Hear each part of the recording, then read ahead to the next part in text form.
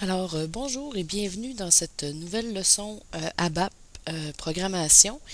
Aujourd'hui, on va faire transférer des données en deux ALV grid. Si vous avez suivi ce qu'on a sur le site, alors vous savez déjà avec la leçon à David comment créer un ALV grid. Alors nous, on va en insérer deux dans un screen et les faire jouer ensemble. Tout d'abord, on va se créer un programme.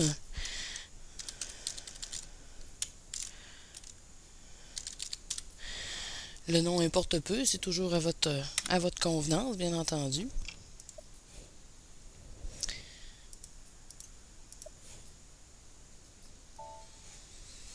Alors, on s'assure que ce soit bien un programme exécutable.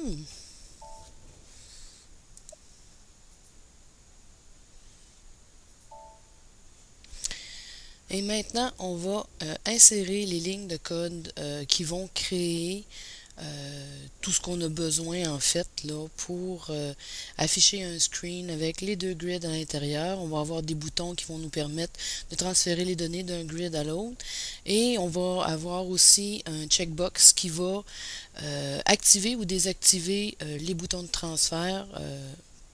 Dans le fond, c'est un petit peu pour s'amuser, mais c'est pour vous montrer les possibilités en fait de ce qu'on peut faire dans un screen. Alors, on s'assure d'être en mode change pour pouvoir insérer des données, des lignes de code. Et on commence. Donc, première chose à faire, c'est de déclarer la table qu'on va utiliser. Moi, dans mon cas, ici, j'en ai pris une tout petite pour qu'elle soit facilement utilisable au niveau des champs comme tels. Donc, elle comporte pas beaucoup de champs, pas beaucoup d'occurrences, donc elle va être facile à s'amuser avec. Ensuite, on va créer un type qu'on va utiliser pour notre table interne. Alors ici, notre structure de table interne va s'appeler table scar et elle va contenir les trois champs suivants qui sont contenus dans la table scar aussi. Ensuite, on va avec la création des tables internes comme telles. Ici, vous voyez, j'en ai trois data que je dois créer. Donc, la première va me servir au premier grid. Le deuxième va me servir pour le deuxième grid. Puis vous allez comprendre pourquoi j'en ai besoin de deux. C'est que le premier contient la totalité de scar et le deuxième va ne contenir que les lignes qui vont être transférées par le work area qu'on a créé ici ou à table.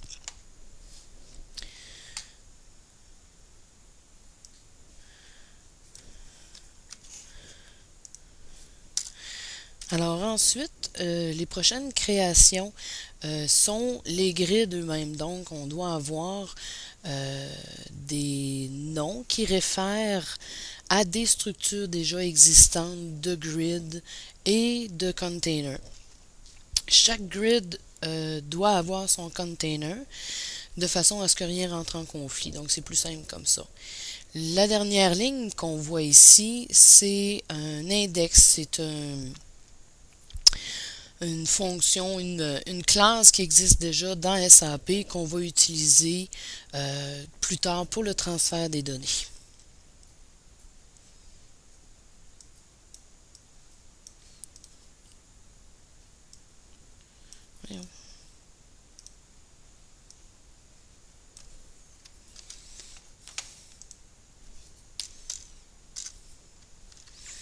Maintenant, la partie qui suit, les dernières création de variables comme telle, on a un checkbox, une variable qui correspond à notre checkbox qu'on va utiliser dans une validation pour voir si elle est cochée ou pas.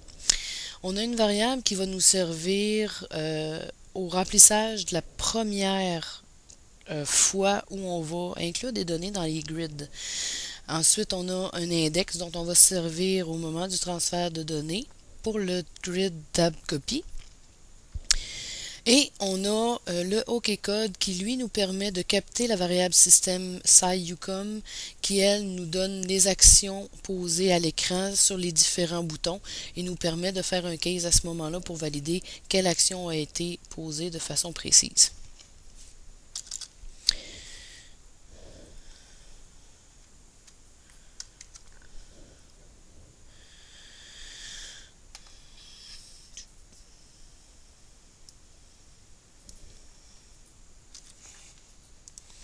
Alors, comme c'est un programme dans lequel il va y avoir différents modules d'appelés, il convient de déterminer la partie du Start of Selection qui nous indique vraiment la partie du main qui va travailler. Dans ce cas-ci, on n'a pas beaucoup de lignes parce que le travail se fait surtout dans les modules.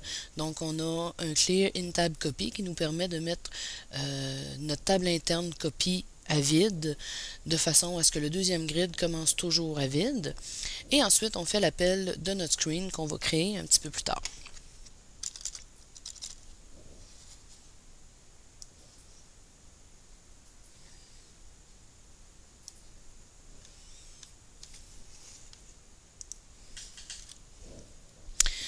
Par la suite, on a la déclaration d'un module. Celui-là se fait au niveau du main, en ce sens qu'il est appelé de façon indépendante du reste des modules, du reste de l'application, parce que lui ne sert qu'à remplir la table interne qu'on va copier dans le premier grid. Donc lui, celui-là, il est appelé une fois. Donc, c'est pour ça qu'on l'installe à cet endroit-là. Vous allez voir plus bas les include qui va correspondre aux deux modules dans lesquels va se faire le travail comme tel. Ces deux lignes-là, généralement, sont des lignes créées par le système. C'est des lignes autogénérées. Alors, pour pouvoir continuer à fonctionner, il faut bien sûr